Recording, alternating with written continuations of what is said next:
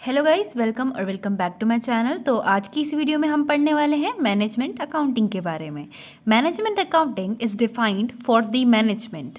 It is concerned with presentations of accounting information in a manner which can assist the management in creation of policy and decision making. तो management क्या होता है? Management accounting हमने design करी है management को help करने के लिए, ताकि वो सारी इन्फॉर्मेशन को कुछ इस तरीके से प्रेजेंट कर सकें कि वो मैनेजर के डिसीजन मेकिंग में हेल्प कर सकें। आगे हम पढ़ते हैं कि any form of accounting which enables a business to be conducted more efficiently. हमारी मैनेजमेंट अकाउंटिंग एक ऐसे टाइप की अकाउंटिंग है जो बिजनेस को और ज़्यादा एफिशिएंटली करने में हेल्प करती है। Management accounting information can help managers identify problem, solve them and evaluate performance. तो क्या होता है, मैनेजमेंट अकाउंटिंग हमको इंफॉर्मेशन प्रोवाइड करवाती है कि कहाँ पे लूप होल्स हैं, यानी कि कहाँ पे प्रॉब्लम्स हैं वो बताती है, और साथ ही साथ हमको सॉल्यूशन देने में भी हेल्प करती है। Management accounting is concern with accounting information that is useful to management. Management accounting क्या प्रोवाइड करवाती है? यूजफुल इन्फॉर्मेशन प्रोवाइड करवाती है। और किसके लिए प्रोवाइड करवाती है? तो वो मैनेजमेंट के लिए प्रोवाइड करवाती है।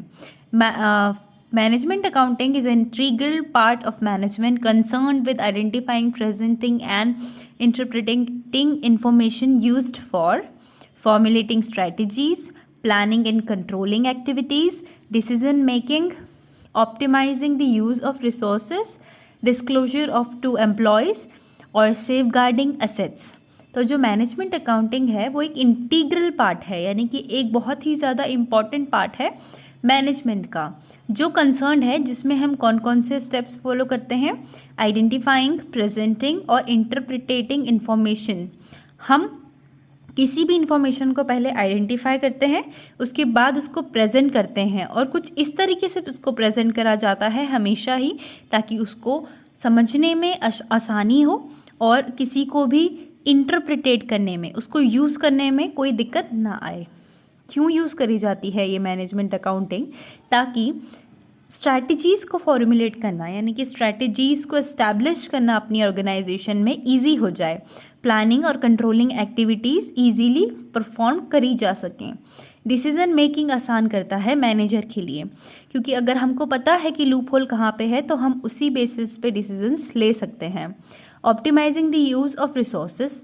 अगर हमारे ऑर्गेनाइजेशन में लिमिटेड रिसोर्सेज होते हैं, यानी कि कोई भी ऑर्गेनाइजेशन हो या फिर कोई हाउस होल्ड हो, उनके पास रिसोर्सेज की अमाउंट बहुत ज़्यादा लिमिटेड होती है, और उस रिसोर्सेज को अगर एफिशिएंटली यूज़ नहीं करा गया तो वो रिसोर्सेज एग्जॉस्ट हो जाते हैं। इसीलिए रिसोर्सेज को यूज़ करना सही तरीके से बहुत ही ज़्यादा इम्पॉर्टेंट होता है, जिसके लिए हमको मैनेजमेंट अकाउंटिंग हेल्प करता है। डिस्क्लोजर टू एम्प्लॉयज़ को मैनेजमेंट अकाउंटिंग की इन्फॉर्मेशन बताना, ताकि वो और भी ज़्यादा अच्छे से काम कर सकें। Safeguarding assets. हमारी एसेट्स कहीं पर दिक्कत तो नहीं आ रही है उनको सेफ गार्ड करने में, तो उसकी इन्फॉर्मेशन भी हमको प्रोवाइड करवाता है। अगर कोई करप्शन चल रहा है, यानी कि हमारी एसेट्स कहीं खतरे में है, तो उसको बचाया जा सकता है मैनेजमेंट अकाउंटिंग की हेल्प से। तो हम एक डेफिनेशन देख लेते हैं मैनेजमेंट अकाउंटिंग की, जो कि रॉबर्ट एंड एंथनी ने दी थी, जिन्होंने कहा था management accounting is concern with the accounting information that is useful to management.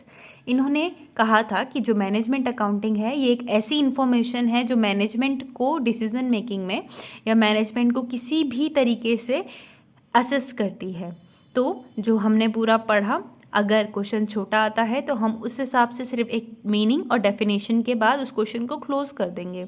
लेकिन अगर क्वेश्चन बड़ा आता है तो हमको उसी एक इन्फॉर्मेशन एक ही है, लेकिन लिखने का तरीका अलग अलग है, तो हमको उस इन्फॉर्मेशन को और ज़्यादा इलेबोरेट करके लिखना है, और हमको अपनी तैयारी एक लॉन्ग आंसर क्वेश्चन के तौर पे ही करनी है, क्योंकि शॉर्ट हम कर सकते हैं लेकिन लॉन्ग करने में कई बच्चों को दिक्कत आती है। इसीलिए मैंने आपको मैनेजमेंट की जो डेफिनेशन और मीनिंग है वो काफ़ी अच्छे डिस्क्राइब्ड वे में दी है, इवेल्युएट करके दी है।